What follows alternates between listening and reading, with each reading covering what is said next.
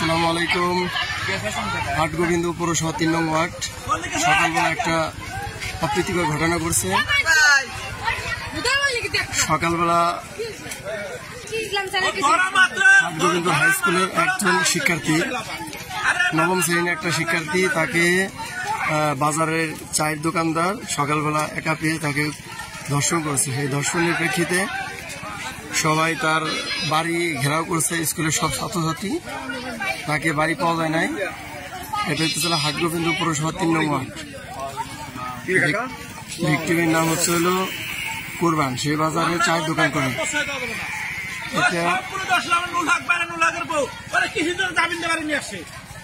আগে এরকম কয়েকটা ঘটনা ঘটাইছে, এরকম ৩-৪টা ঘটনা ঘটাইছে। তাকে পুলিশের আওতায় আনা হয়েছে। তারপরে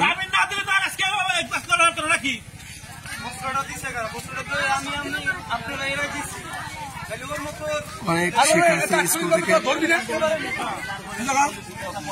আমাদের গোবিন্দপুর হাই স্কুলের টিচার, সেও অ্যাটেন্ড আছে। সেই ভিকটিমকে যেখানে পাওয়া যাবে তাকে আইনের আওতায় আনতে হবে। সে আগেও এরকম ৩-৪টা অপ্রীতিকর ঘটনা ঘটাইছে।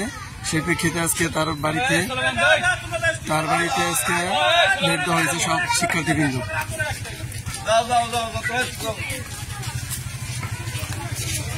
অনেক শিক্ষার্থী সব তার বাড়ি ঘেরাও করা হয়েছে।